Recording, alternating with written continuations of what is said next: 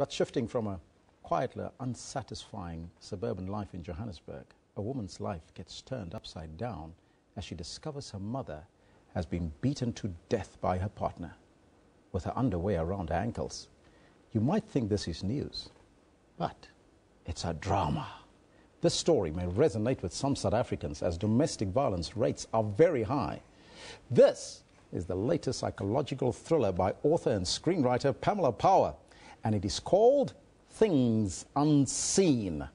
From a hard-hitting opening to the shocking finale, the complex relationship dynamics and the sharp wit, this, I can tell you, is a juicy story that will have you hooked.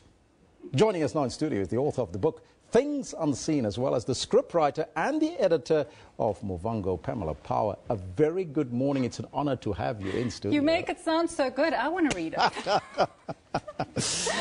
Pamela, first and foremost, tell us about this particular book, because your first novel, Misconception, comes highly recommended, but what made you decide to write this particular book? I think because I like reading psychological thrillers. So I sort of thought, after Misconception, I thought, well, how hard can it be? Let me take a bash at writing a psychological thriller. Of course, you know, how hard can it be? It actually is quite hard. But it's very similar to my work as a TV writer, where you have to really track all the threads. So continuity is a big issue. So I think my TV writing helped me there. Your book explores the sinister side of domestic violence in the country. Why did you decide to focus on this particular societal issue? Is that a problem that we have in our country, you think? It's a huge, huge problem. And I think what I wanted to explore was also how it occurs in very well-to-do houses where people are, you know, trying to project this image of having a perfect life, and it's not quite the case, as you see in the book. This kind of stuff happens across all levels of society. Tell us about the book. Give us the storyline. What can people expect?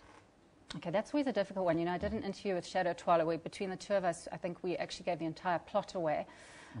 So let me try not give away any spoilers. So it's basically, it concerns Emma, who works as a publicist for a ballet company, and she is married to a very successful gynecologist, Rick, and they live in a very nice suburb in Johannesburg, Westcliff. And yeah, they're at a university alumni dinner. Emma's very uneasy. She can't get hold of her mother.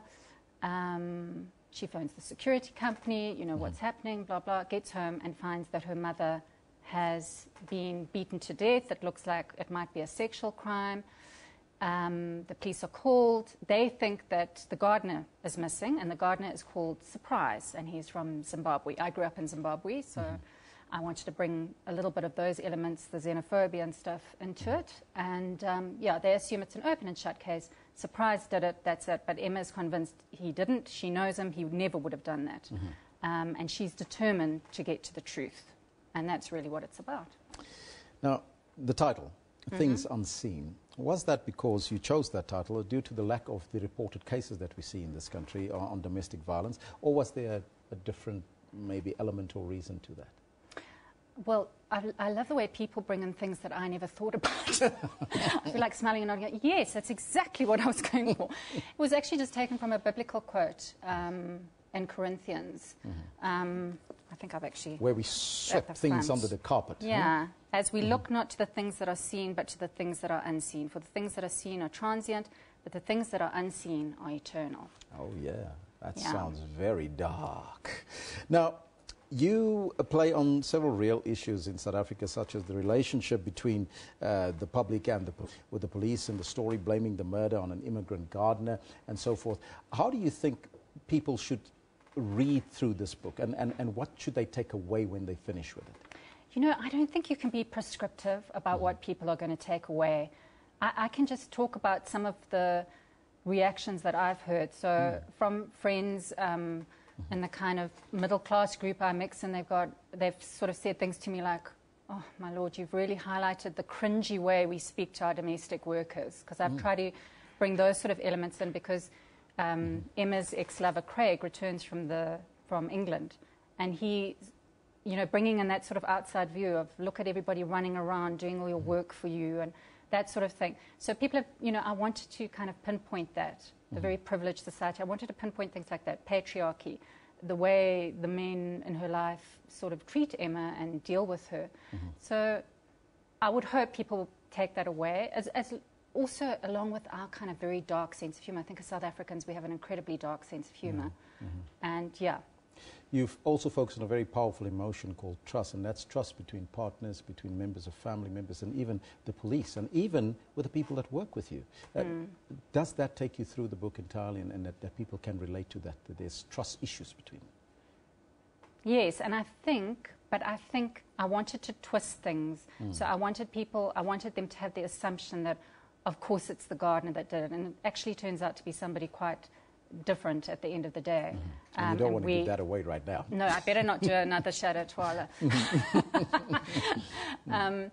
But yeah, I wanted to sort of twist that, because it is a known fact that, you know, most murders are committed by people who are closest to you. So it is that.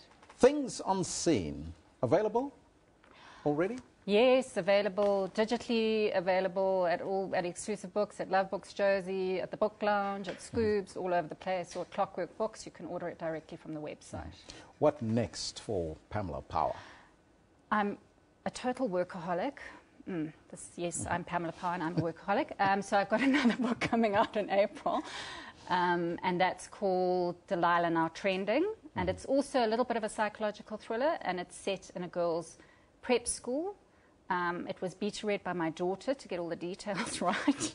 Apparently I had some of the Instagram stuff totally wrong. So yeah, so that's next.